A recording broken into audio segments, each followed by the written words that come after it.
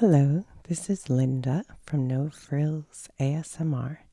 I thought today we could talk about the United States interstate system, which is the roads that go all around the United States of America. And there are basically three types. There are interstates, highways, and freeways. Now, a lot of people, like myself, call everything you drive on just about that isn't a surface road a highway. But technically, a highway is a very specific thing, different from an interstate and different from a freeway. So we'll just go over that and learn a little bit about those. So, I have some things here.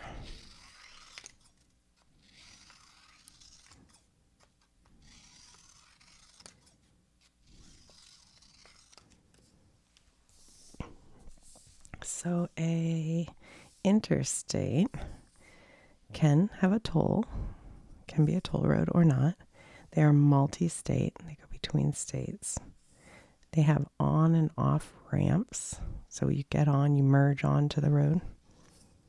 They don't ever have head-on roads. You would have 2 to 4, 6, sometimes even 8 lanes on one side and the same on the other side. And they go, but there's a, I can't think of the word for it, but a lot of times grass in the middle so that you're not going head on, and there are no cross streets. So that's the interstate. A highway, they are smaller roads. Generally, the speed limit is 55 on a highway. They'll oftentimes have intersections, sometimes even stoplights, stop signs. They go through towns. They're usually 2, maybe 4 lanes, and they go head to head. And if they're 2 lanes, a lot of times they'll have a double line, which means you can't pass. And then it'll go to a line with I can't think what you, like a hashed or a checked line, and that means you can pass. So you're passing into incoming traffic. So that's a highway. A freeway is very similar to an interstate, except that they're in the city. So freeways, instead of being like a highway, which would go through the city, and you'd have to stop at lights maybe, a freeway is routing you above or around the city. Sometimes they build bridges, and they have on-off ramps. They use exits. So they're kind of a way to get, around a city without having to go through all the city. So these are basically the 3 types: interstate, highway, and freeway. I thought we'd take a look at my handy dandy atlas here. Hold on, we'll clean this up. I love a road trip. I just got back from one over the weekend. As long as I have my tunes or podcast, I just like driving.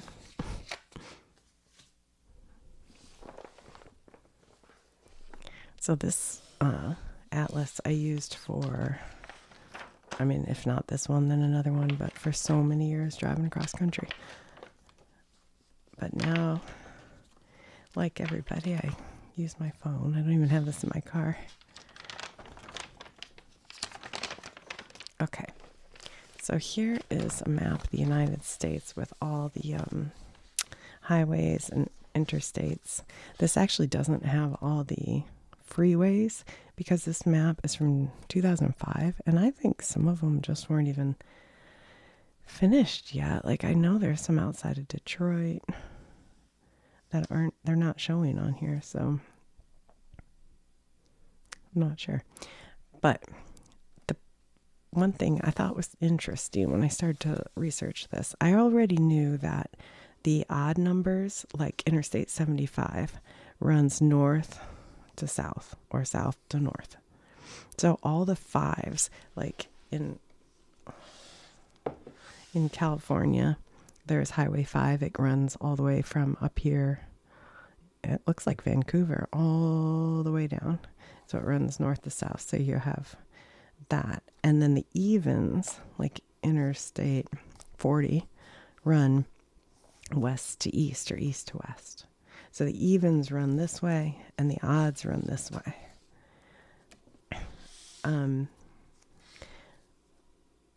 And the lowest numbers, like Interstate 5, is here. So the interstates go 5, 15, 25, and they move this way to the highest, which is Interstate 95 up the coast here. So it goes low to high, going west to east coast. So the lowest numbers are on the west coast, and the highest numbers are on the east coast. Going from south to north, they number. So it starts in 10, way down in Baton Rouge, Louisiana,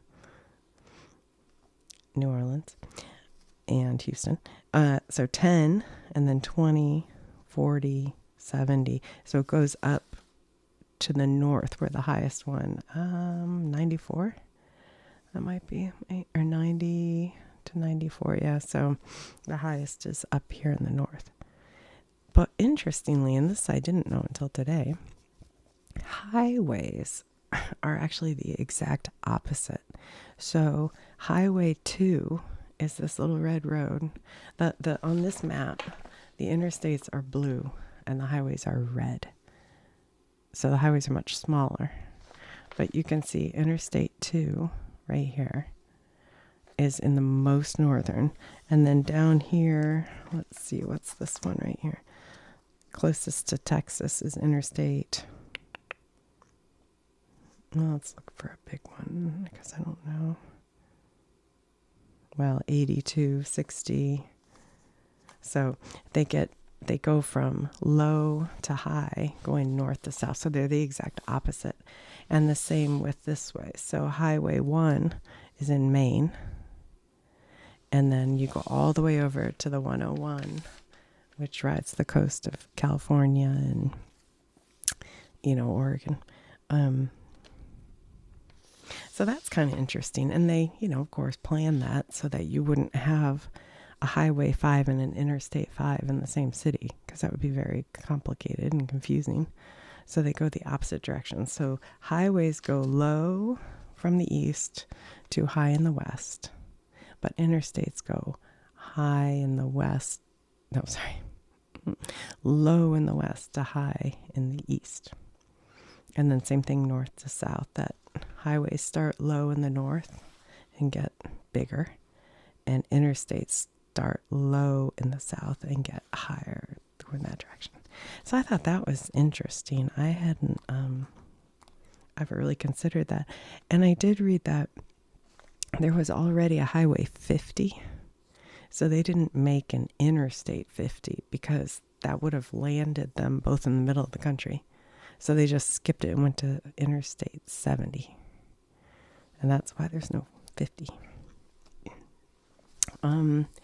So on most highways, the speed limit's around 55, just because they're smaller roads that go through towns, sometimes near schools, residentials. So they're generally 55 or less. Sometimes when they go through a town, they'll go down to 25. But the interstates right now, every state can make their own laws on speed limit. But during the 70s, during the oil crisis, when gas prices were soaring, the U.S. government wanted everybody to slow down to save gas. So they wanted to put in a 55 mile per hour speed limit across all of the interstates. And a lot of the states didn't like that idea and didn't really want to do it. But the government, through taxes on, well, we'll get into that in a minute, but the government basically pays for the interstates for the most part. They give the money to the states to pay for the interstates. So the government's giving money to the state uses it to upkeep their interstates. So the government basically said, we're not going to give you your money unless you make it a 55-mile-per-hour speed limit. So all the states did do that, but a lot of them didn't really enforce it. Although I sure do remember being on road trips as a kid in the 70s and getting pulled over. I remember one time my dad got pulled over. I think we were out in Wyoming, and he was really speeding because it was out in the middle of nowhere. We're in the boonies, and out from behind like a scrub cactus, I don't know, a policeman pulls out and pulls him over, and he's like, what the heck? And he was going like 55 miles over the 55 mile an hour speed limit. That sounds terrible, but I mean, we were out in the middle of nowhere and it was flat. But anyway, and the policeman said, well, it's $1 a mile. Okay, I take it back. He was going 35 over because I think it was a $35 ticket. And my dad's like, can I just pay you cash? And he goes, yeah. And so my dad gave him cash. And I always wonder, like, was he just doing that to make extra money that night? I don't know. Anyway, so that was when the 55 mile an hour speed limits were put in, was during the oil, crisis in the 70s. But since then, they've slowly been lifted. And for a while, Montana didn't have a speed limit at all. And they had like signs that said, in the daytime, or something like before dusk, drive what you find reasonable.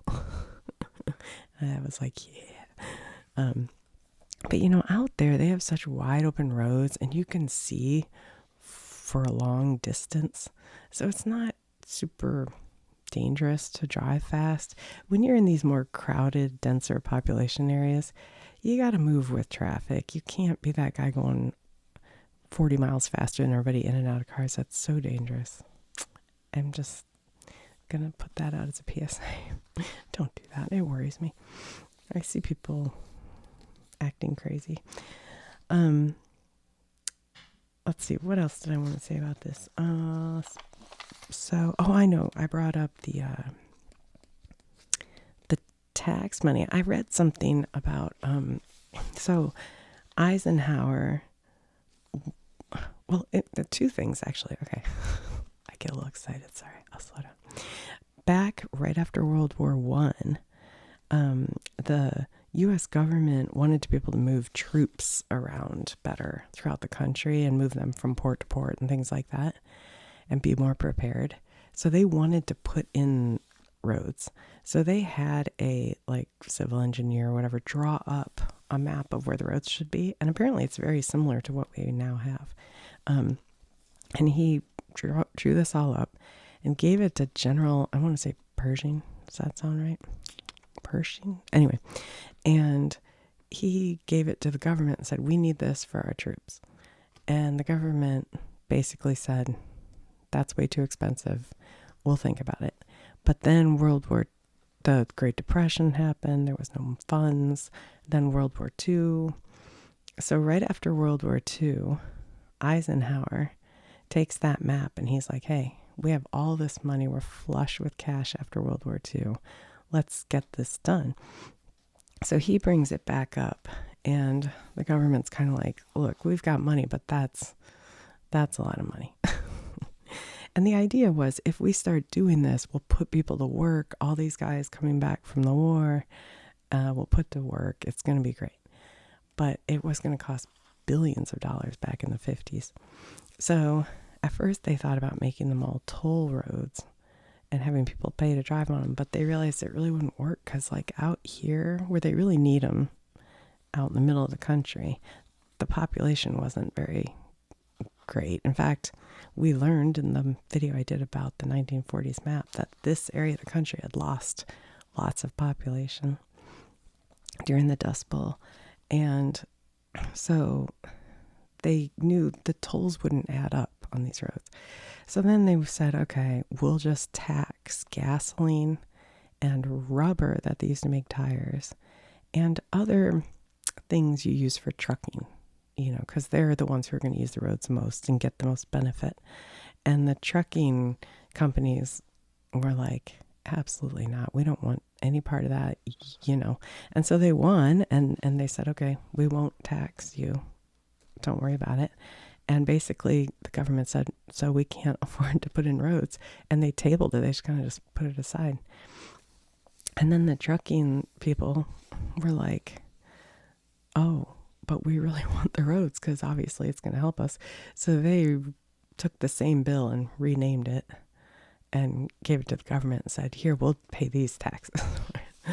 Because they kind of made a mistake, I think. But anyway, so then they okayed it, and they did tax gasoline and rubber and other things to pay for a lot of the roads. And I think to this day, that's how the federal government gets the money, partially to give to the states to pay for the roads.